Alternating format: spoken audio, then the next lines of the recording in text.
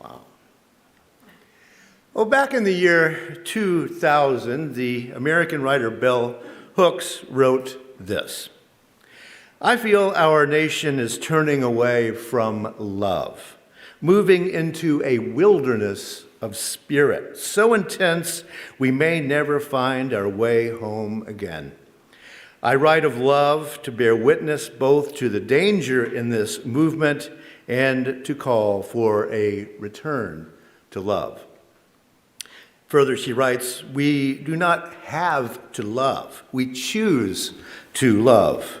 When we understand love as the will to nurture our own and another's spiritual growth, it becomes clear that we cannot claim to love if we are hurtful and abusive. Love and abuse cannot coexist." End quote. That's what I want to talk about today. Our theme for the month of November, as Rev Kelly mentioned, is change. And thanks so much, Amos, for thinking about the change in music. Since I don't know anything about music, it's really cool to learn something like that. I've been talking about change not only as inevitable, but as Heraclitus taught, it's actually our only constant. Change is everywhere, from yes, our climate, to our political world, to the nation's spiritual malaise, to our personal relationships and our own bodies and the bodies of those we love. As creatures capable of strategizing and planning, and as people who believe that human beings can fix human problems, the work for every one of us is to minimize the damage and maximize the love. We can choose to despair, or we can learn to embrace the fact that change will happen, and then always we return to love. To repeat those words of Bell Hooks, who saw us as a nation, quote, "moving into a wilderness of spirit, so intense we may never find our way home again," she wrote. "I write of love to bear witness both to the danger in this movement and to call for a return to love." Change and love. By the way, the title of my talk today comes from the author who calls himself Lemony Snicket. Love can change a person the way a parent can change a baby, awkwardly and often with a great deal of mess. You may recognize yourself in that statement. U.S. Army strategists invented the acronym VUCA, VUCA, volatility, uncertainty, complexity, and ambiguity. Volatility, uncertainty, complexity, and ambiguity. That acronym has become popular also among business consultants. Now, clearly the Army strategists who coined the term thought that some situations are more VUCA than other situations. Now, in war scenarios, that might be the case, and maybe also in business, but in life, both personal and in social life, I will agree with Heraclitus. The human situation is always volatile, uncertain, complex, and ambiguous. The Army also invented the little acronym SNAFU. I want to talk about another acronym that I made up because I don't want to be left out here. I just invented SNEB, S-N-E-B, situation normal, everything's burning. Always. Now, I agree with the late Bell Hooks. What we have here is a failure to love. What we have here is a failure. And yes, in American movies, you can't talk about, they're guys, right? They can't do that. But yes, they had a failure to love there as well. We have a failure in our country to love. And as Cornel West put it, justice is what love looks like in public. He's right about that as well. As Bell Hooks saw coming, this nation is now in the throes, I would say, of a love crisis, which is a spiritual crisis. Our present situation can maybe turn out a couple of different ways. We have already entered a period of social retrenchment. Hard-won freedoms are being taken away. Thugs are emboldened to maim and kill people for who they are, and the processes of liberal democracy are being questioned. Justice is what love looks like in public. How do we Unitarian Universalists and Humanists, a tiny band of liberal folks, how do we affect the direction of a nation in this VUCA time? Volatile, uncertain, complex, and ambiguous, and the SNEB time, situation normal, everything's burning. And we're a small group and maybe getting a little bit smaller. Since the pandemic occurred, something over 50 UU congregations have closed their doors permanently. The situation is VUCA and SNEB.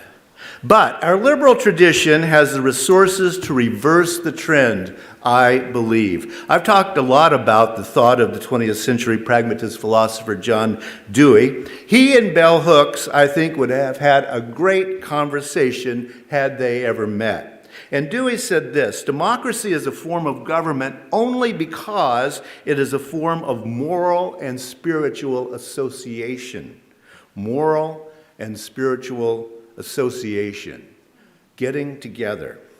Dewey saw democracy as a moral argument. According to Dewey, and I think he's correct about this, were democracy only a political argument, perhaps other forms of government would be just as good to represent the governed. Maybe. Yet, from a moral sense, democracy is key to human flourishing because democracy begins in an assumption of an individual with inherent rights and responsibilities embedded in a societal framework which also has rights and responsibilities. Those are debatable and debated. That's what democracy is about. This framework works due to conversations about moral and spiritual associating and what democracy requires. Democracy is also a method of congregating, as George mentioned this morning. And it's a hard-won way to do what we do. Now, as many of you know, I spoke last Sunday morning in Boston, First Church of Boston. That church was founded in 1630. That's a while back. In the Boston of those days, anyone who did not attend this particular Puritan church on Sunday morning was fined for failing in their religious duties. Now, just think about that a moment. Wouldn't it be nice if we still did that? We send cops door to door and ticket everyone who doesn't bother to come to church this morning. No, it wouldn't be nice. It wasn't nice in 1630, and it's not nice nowadays. Bell Hooks gets it right. Force is not the way to engender love. Force is not the way to address our deep national spiritual crisis. So reflect on that a moment. The Massachusetts Bay Colony, where Boston was a revolt against the theocracy of the British Empire. Many then revolted against the theocracy that was the Massachusetts Bay Colony. A few weeks ago, I talked about Anne Hutchinson, who revealed the Puritans to be puritanical, right? And the Quaker Mary Dyer hanged on Boston Common by the Puritans being puritanical. They marched her to the hanging tree surrounded by beating drums so that no one could hear her speaking. That's how dangerous theocracy considers ideas. Now, that was a cold and brutal theocracy. Yet, just as theocracy has again and again been the project of Christians in this nation, it has also failed over and over again. Religious rebellion is in the DNA of Americans, and so is religious and philosophical variety and plenitude. Freedom of speech, the practice of democracy, these we believe in, and these are in our DNA. In this VUCA time, volatile, uncertain, complex, and ambiguous, and in this snebby time, situation normal, everything's burning, we are here to stand for those words that John Dewey wrote. Democracy is a form of government only because it is a form of moral and spiritual association. Moral and spiritual getting together. But yes, democracy is also slow and messy, and some people object to that. The Unitarian Universalists and we humanists exist as traditions because of democracy. Why? Well, since we've long been on the heretical margins, we depend upon the facts of freedom. We have to have them because everyone would like to impose their own creeds and dogmas on people like us. Today, as more and more people are voting with their feet and leaving all forms of organized public religion, as I see it, our heretical traditions are more important than ever. Exactly because our traditions have been practicing how to live moral, spiritual, democratic, and secular lives for a very, very long time. I must have gotten too excited. Fortunately, that didn't catch fire. It's some kind of thing from it. We know how to be heretical, and we know how to practice democracy. That's what we do. As all American religious institutions suffer losses of members, I frankly can't help seeing this moment in our nation's history as a marvelous and wondrous and very cool thing. Because, as theologians, philosophers, and anthropologists have been pointing out for years now, in the Western world, by which I mean Europe and its many colonies, such as the U.S., we have developed a very extremely weird idea about what religion is. I've talked about the origins of this oddity before. Fact is, what we call the Reformation, which began that split between the dominant Roman Catholic Church and all those Protestantisms that then cropped up, the Reformation introduced extreme doubt into the minds of many Europeans. As the fractures turned into chasms, various strains of Protestantism just kept splintering and splintering. And doubt just kept growing and growing and growing. It even resulted in humanism. The resulting wars of religion in Europe killed, starved, and displaced hundreds of millions of people, eventually spinning off the Pilgrims and the Puritans and the Presbyterians and the Lutherans and all those sorts of Baptists and also Universalists and Unitarians, those that eventually became humanists in this congregation. Here's what many miss about all that falderall that seems so long ago. It's this: we are still living in it. What came out of the disaster is the notion that something called religion can be separated out from other aspects of life. In order to stop the killing, Europeans began identifying things called religions. Thus, people could say, "Hey, I'm a Unitarian, please don't kill me." And certain flavors of Christians wouldn't kill you, and other flavors of Christians would kill you. And then slowly, Europeans and their colonists began to fetishize this thing called religion. This new concept swept through Europe. Then Europeans, with this new concept of religion as being distinct from other forms of human activity, swept across the globe, colonizing peoples. When they showed up somewhere, they said, "And we're Christian. Christianity is the only true religion. What are you?" Well, you better convert, because obviously you're wrong, because we're sweeping the world with Christianity. In comparing, well, yes, those Europeans always decided that their brand of religion was the right and proper one, and the other peoples were lacking.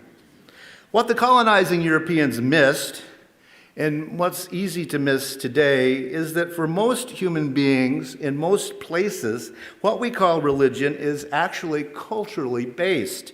It's just another thing that you do because you happen to be from that particular place. You honor your dead in a particular way, you get married in a particular way, and you eat food and dress in particular ways. Sure, the peoples on our planet have gotten considerably more homogenized in the last few centuries, but the fetishizing of certain practices as required or prohibited by certain labels we call religion is still a very odd concept. It worked to stop the European religious wars, but it became its own kind of monstrosity. And if my crystal ball is working properly, that fetishization of what we call religion is what Americans are more and more ignoring with this movement that we call spiritual but not religious, which also is an acronym, by the way, SBNR.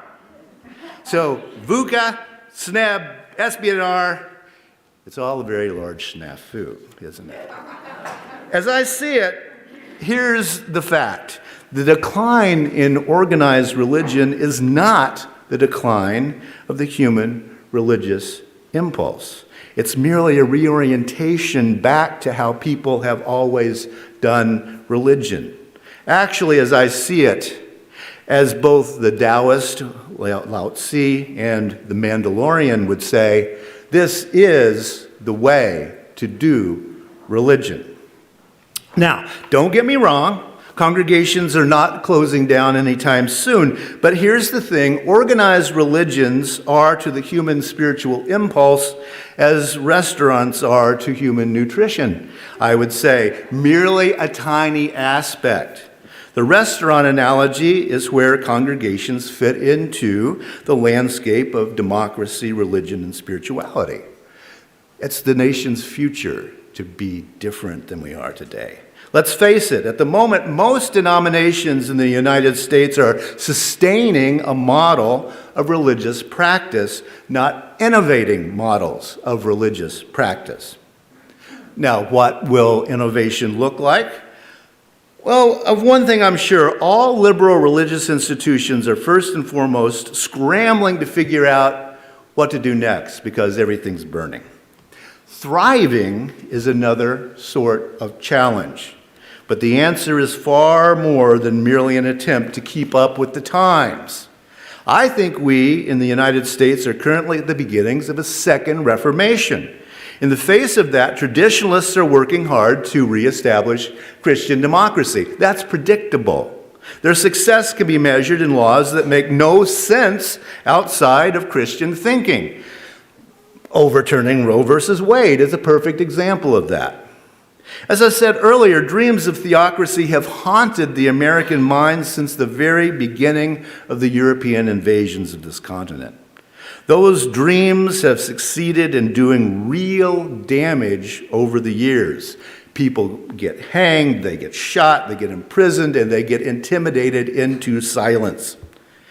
Driving through rural Wisconsin 2 days ago, I saw a sign nailed to a fence post. God has blessed America. He sent Trump. Now, that's a traditionalist response to this new Reformation. That sign in rural Wisconsin perfectly exemplifies the wilderness of spirit so intense we may never find our way home again that Bell Hooks wrote about. As a nation, we have turned away from love. Our job is to return to love, as Bell Hooks is saying beyond the grave. We are well suited to this messy task, I believe, because we are iconoclasts. We are heretics. That's our tradition.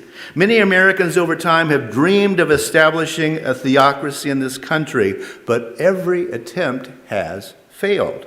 And to me, that is a very cool and glorious fact about this nation.